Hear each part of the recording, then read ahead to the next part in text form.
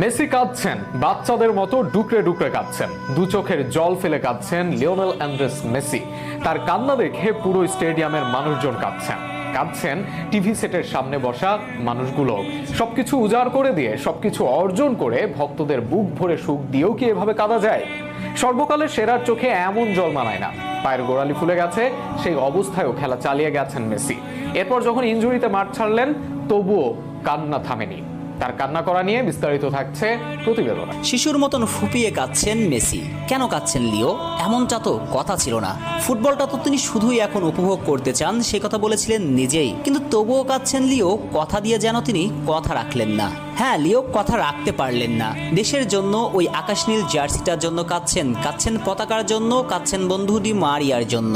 বন্ধুকে যে কথা দিয়েছেন ট্রফি দিয়েই শেষ বিদায় জানাবেন, কিন্তু সেই লড়াইয়ের ময়দান থেকে লিওকে চলে আসতে হচ্ছে, তাই তো অঝরে কাঁদছেন।